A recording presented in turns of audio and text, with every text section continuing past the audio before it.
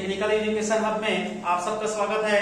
आज हमारा टॉपिक है क्यूब, घन। आज हम पढ़ेंगे घन।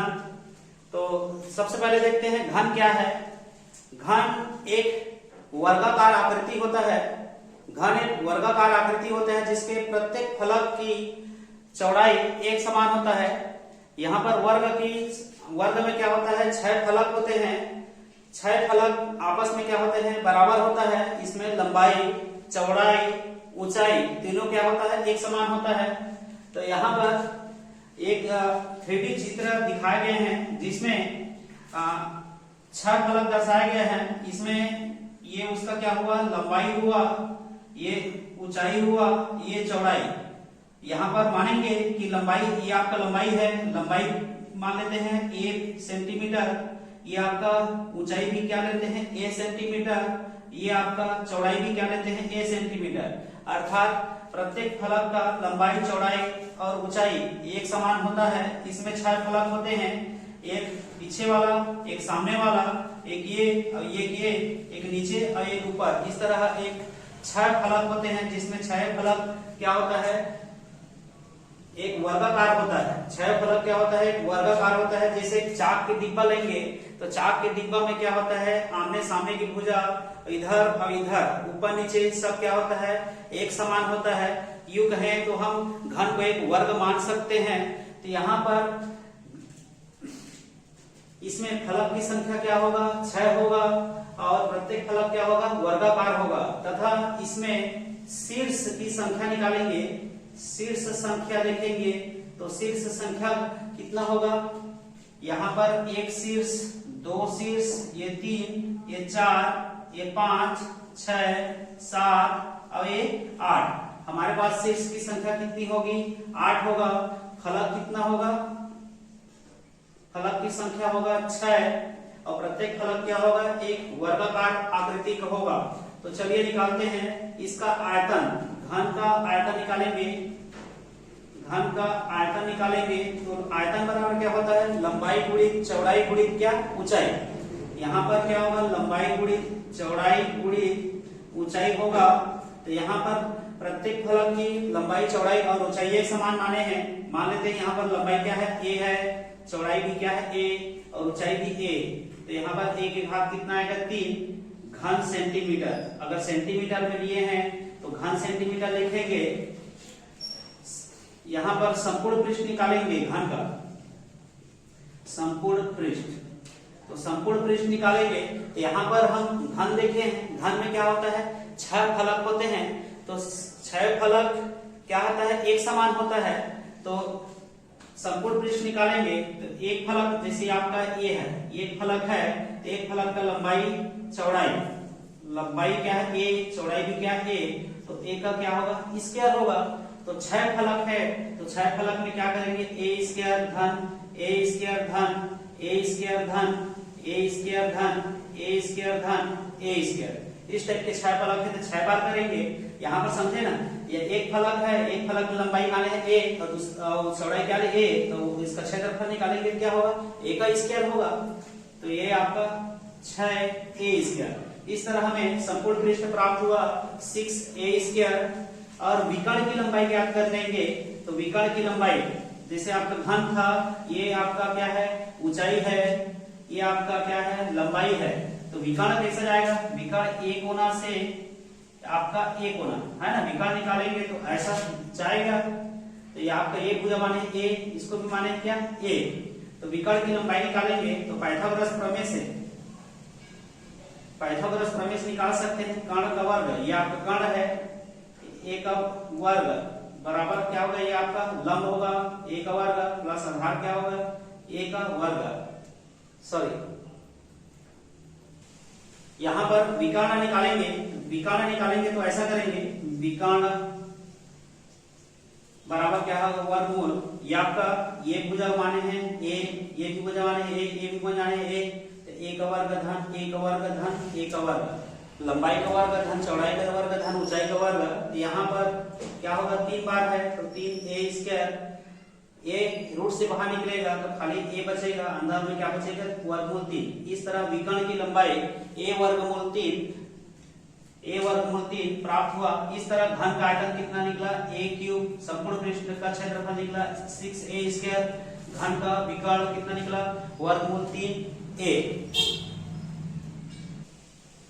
तो यहाँ पर a वर्गमूल 3 प्राप्त हुआ, इसको ऐसा लिख सकते हैं वर्गमूल 3 इंटू a, है ना। आपको डाउट होगा, यहाँ पर वही है वर्गमूल 3a या a वर्गमूल 3, दोनों सेम है ना। तो इस तरह घन का विकर्ण प्राप्त हुआ वर्गमूल 3a। ये तो हुआ हमारा क्यूब का फार्मूला निकालना। चलो देखते हैं क्यूबाइड का फार्मूला कैसे निकालेंगे। तो क्यूबाइड क्या है, सबसे पहले क्यूबाइड या घनाभ क्या है, एक ये आपका घनाभ का चित्र दिख रहा है। इसमें 6 फलक होते हैं, सेम वर्ग जैसा ही 6 फलक होते हैं, लेकिन इसमें आमने सामने की भुजा क्या होती है, बराबर होती है। ये पीछे वाला फलक और सामने वाला फलक ये बराबर है, ये फलक और ये फलक ये भी आपस में क्या है, बराबर है। ऊपर का फलक नीचे का फलक ये भी क्या है, बराबर है। अर्थात इसमें आमने सामने की भुजा क्या होती है, बराबर होती है। आमने सामने का फलक क्या होता है, बराबर होता है। इसमें भी शीर्ष की संख्या 8 ही होगी, 1 2 3 4 5 6 7 8। फलक भी क्या होगा, 6 होगा। एक फलक, दो फलक, 3 फलक, 4 फलक, एक पीछे 5 और एक सामने 6। इस तरह फलक की संख्या क्या होगा, 6 होगा। और प्रत्येक फलक क्या होगा, एक आयत होगा। प्रत्येक फलक क्या होता है, एक आयताकार होता है। यहाँ पर प्रत्येक फलक आमने सामने फलक क्या होता है, बराबर होता है। तो चलिए यहाँ पर मानते हैं ये आपका फलक का, ये आपका लंबाई लेते हैं l, ये आपका चौड़ाई लेते हैं b और ये आपका ऊंचाई लेते हैं क्या, h। इसमें लंबाई चौड़ाई ऊंचाई समान नहीं होता, सब अलग अलग होते हैं। तो आयतन निकालना सीखेंगे। तो घनाभ का आयतन बराबर क्या होता है, लंबाई गुणित चौड़ाई गुणित ऊंचाई। तो लंबाई क्या माने हैं l, चौड़ाई माने हैं b, ऊंचाई माने हैं h। घन सेंटीमीटर। उसी तरह विकर्ण निकालना सीखेंगे। तो विकर्ण फिर वही निकालेंगे। तो विकर्ण यहाँ पर, यहाँ से यहाँ, तो ये आपका ऊंचाई, ये आपका ऊंचाई हुआ, ये आपका लंबाई हुआ, ये आपका कर्ण हुआ, विकर्ण हुआ। तो विकर्ण निकालेंगे तो वर्गमूल लंबाई का स्क्वायर धन चौड़ाई का स्क्वायर धन ऊंचाई का स्क्वायर। संपूर्ण पृष्ठ निकालेंगे, संपूर्ण पृष्ठ। तो प्रत्येक का क्षेत्रफल जोड़ेंगे। तो यहाँ पर इसका संपूर्ण पृष्ठ होगा 2 लंबाई धन गुणित चौड़ाई धन चौड़ाई गुणित ऊंचाई धन ऊंचाई गुणित क्या होता है, लंबाई। इस तरह घनाभ का संपूर्ण पृष्ठ निकला 2 ब्रैकेट में लंबाई गुणित चौड़ाई धन चौड़ाई गुणित ऊंचाई धन ऊंचाई गुणित लंबाई। चलिए अब हमारे पास क्यूब और क्यूबाइड दोनों का फार्मूला है, तो इसके संबंधित कुछ क्वेश्चन डील करते हैं। तो चलिए देखते हैं। पहला क्वेश्चन है, एक घनाभ की लंबाई चौड़ाई और ऊंचाई क्रमशः 8 सेंटीमीटर 4 सेंटीमीटर और 2 सेंटीमीटर है, तो इसका आयतन संपूर्ण पृष्ठ और विकर्ण की लंबाई ज्ञात करो। तो चलिए हल करते हैं। यहाँ पर हल दिया है, घनाभ का लंबाई l का मान कितना दिया है 8 सेंटीमीटर, चौड़ाई b का मान दिया है 4 सेंटीमीटर और ऊंचाई h का मान दिया है 2 सेंटीमीटर। यहाँ पर लंबाई चौड़ाई ऊंचाई का मान दे दिया है। तो हमें घनाभ का आयतन ज्ञात करना है। ये आपका घनाभ है। घनाभ का चित्र हम बताए थे आपको। ये आपका घनाभ दिया है, इसमें ये आपका लंबाई दे दी है 8 सेंटीमीटर, ये आपका चौड़ाई दे दिया है 4 सेंटीमीटर, ये ऊंचाई दे दिया है आपका 2 सेंटीमीटर। तो चलिए घनाभ का आयतन निकालना है। तो आयतन बराबर क्या होता है, लंबाई गुणित चौड़ाई गुणित ऊंचाई। लंबाई गुणित चौड़ाई गुणित क्या होता है, ऊंचाई होता है। तो लंबाई का मान दिया है 8, चौड़ाई का मान 4, ऊंचाई का मान 2। तो 8 चौक 32, 32 दूनी कितना होगा 64 घन सेंटीमीटर। यहाँ पर सेंटीमीटर में दिया है तो सेंटीमीटर लिखेंगे। घन इसलिए क्योंकि 3 बार गुणा हुआ है, लंबाई चौड़ाई ऊंचाई, इसलिए 3 बार के लिए क्या उपयोग करते हैं, घन का उपयोग करेंगे। या ऐसा भी लिख सकते हैं 64 सेंटीमीटर की घात कितना 3।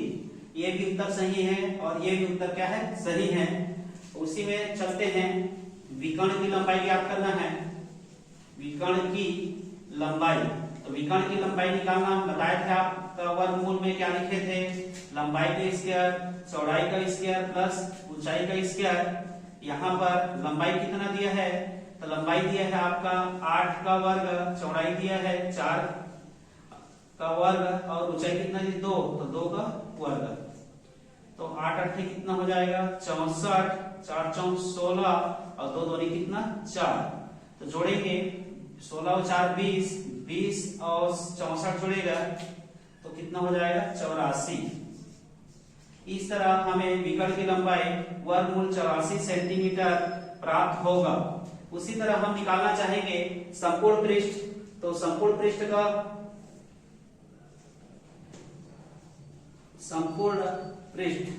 संपूर्ण पृष्ठ का फार्मूला होता है 2 लंबाई इंटू चौड़ाई, चौड़ाई इंटू ऊंचाई, ऊंचाई इंटू क्या होगा लंबाई।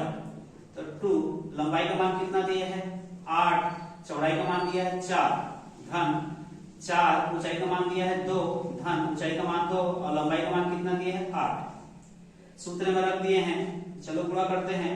8 चौक 32, 4 दूनी 8, 8 दूनी कितना होगा 16, 2 16 और 8 कितना होगा 24, 24 और 32 कितना हो जाएगा, तो 6 और 5 56 हो जाएगा। गुणा करेंगे 2 छक्का 12 की 2, 2 पंचे 10 और 11। इस तरह घनाभ का संपूर्ण पृष्ठ 112 वर्ग सेंटीमीटर प्राप्त होगा, या इसको लिख सकते हैं 112 सेंटीमीटर का स्क्वायर। दोनों आंसर आपका क्या है सही है। तो यहाँ पर दे दिया था घनाभ दिया था, लंबाई चौड़ाई ऊंचाई दिया है, तो हम केवल फार्मूला हमको याद होना चाहिए। फार्मूला में रख के हम क्या आयतन विकर्ण की लंबाई और संपूर्ण पृष्ठ ज्ञात कर सकते हैं। तो चलिए दूसरा प्रश्न की ओर चलते हैं। घन के विकर्ण की लंबाई 6 वर्गमूल 3 है, तो घन का आयतन और संपूर्ण पृष्ठ का क्षेत्रफल ज्ञात करना है। तो यहाँ पर हल दिया है घन का विकर्ण, घन के विकर्ण की लंबाई कितना दिया है 6, यहाँ पर नीचे लिखते हैं 6 वर्गमूल 3 दिया हुआ है। और विकर्ण की लंबाई का सूत्र होता है a वर्गमूल 3 बराबर, यहाँ पर दे दिया है 6 वर्गमूल 3। यहाँ पर आपको पता होगा विकर्ण की लंबाई बराबर इतना दिया है, तो विकर्ण की लंबाई लिख सकते हैं a वर्गमूल 3, तो वर्गमूल 3 कट जाएगा, तो a बराबर कितना होगा 6 सेंटीमीटर। इस तरह हमें विकर्ण की लंबाई दिया था 6 वर्गमूल 3 सेंटीमीटर, तो यहाँ पर विकर्ण की भुजा घन की एक भुजा का मान मिल गया है 6 सेंटीमीटर, और हमें फाइंड आउट करना है क्या आयतन। अतः घन का आयतन का सूत्र होता है a का क्यूब, लंबाई गुणित चौड़ाई गुणित क्या ऊंचाई का क्यूब। यहाँ पर a का मान कितना है 6 का क्यूब, तो लिख सकते हैं 6 गुणा कितना 6 छक्का 36, और 36 में 6 गुणा करेंगे 6 छक्का कितना हो जाएगा 36, 6 18, 19 20 21, 216 घन सेंटीमीटर हमें घन का आयतन प्राप्त हुआ। अब ज्ञात करना है संपूर्ण पृष्ठ का क्षेत्रफल। घन का संपूर्ण पृष्ठ निकालेंगे, तो घन का संपूर्ण पृष्ठ होता है 6a स्क्वायर, तो 6a का मान कितना दिया है 6 का स्क्वायर, तो ये आपका 6 गुणित 6 का वर्ग 6 छक्का 36, और गुणा करेंगे तो फिर उतना ही आ जाएगा 216 वर्ग सेंटीमीटर। इस तरह हमें घन का आयतन और घन का संपूर्ण पृष्ठ प्राप्त हुआ। चलिए तीसरा प्रश्न की ओर चलते हैं। किसी घन का संपूर्ण पृष्ठ 150 वर्ग सेंटीमीटर है, तो घन का आयतन ज्ञात करो। तो यहां दिया है घन का संपूर्ण पृष्ठ कितना दिया है 150 वर्ग सेंटीमीटर संपूर्ण पृष्ठ दिया है। तो संपूर्ण पृष्ठ का सूत्र होता है 6a² बराबर 150, 6 का भाग होगा a² बराबर 150 बटे 6, कटाएंगे तो 3 दूनी 6, 3 5 6 15 और 0 0, a² बराबर 50 बटा कितना होगा 2, भाग देंगे तो कितना आएगा 25, तो वर्ग हटेगा तो कितना लग जाएगा, रूट लगेगा 25, और 25 का रूट हम जानते हैं कितना होता है 5। अतः घन का भुजा मिल गया 5 सेंटीमीटर। अब हमें क्या करना है, घन का आयतन। अतः घन का आयतन, तो आयतन का सूत्र होता है a क्यूब। तो यहाँ पर a का मान दिया है 5 का क्यूब, कर सकते हैं 5 गुणा 5 गुणा 5, 5 5 25, 25 5 125 घन सेंटीमीटर। इस तरह हमें घन का आयतन 125 घन सेंटीमीटर प्राप्त हुआ। चौथा प्रश्न है, एक कमरा 12 मीटर लंबा, 9 मीटर चौड़ा, 8 मीटर ऊंचा है, इसमें अधिकतम किस लंबाई का बांस रखा जा सकता है। तो यहाँ पर लंबाई चौड़ाई ऊंचाई दिया है, तो ये देखने पर पता चल रहा है कि ये घनाभ है ना, ये आपका घनाभ है। इसमें 12 मीटर लंबा दिया है, ये लंबाई दी है 12 मीटर और चौड़ा दिया है 8 मीटर, ये आपका चौड़ा दिया है 8 मीटर और ऊंचा दिया है, सॉरी चौड़ा दिया है 9 मीटर और ऊंचाई दिया है 8 मीटर। ये आपको ऊंचाई है, ये चौड़ाई है, ये लंबाई है। तो इसमें अधिकतम किस लंबाई का बांस रखा जा सकता है, अर्थात बांस को कैसे रखेंगे, इसमें यहां से यहां रख सकते हैं या तो यहां से यहां रख सकते हैं। तो इसमें देखने पर पता चल रहा है कि हमको विकर्ण की लंबाई ज्ञात करना है ना। हल दिया है करके एक बार लिखेंगे। लंबाई का मान दिया है 12 मीटर, चौड़ाई का मान दिया है 9 मीटर और ऊंचाई का मान दिया है 8 मीटर। तो अतः घनाभ का विकर्ण की लंबाई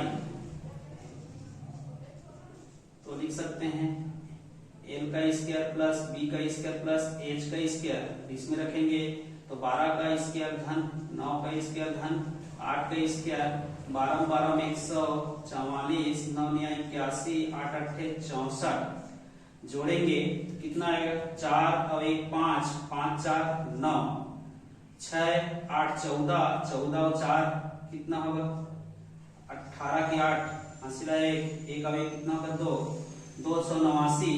तो 289 का वर्गमूल कितना होगा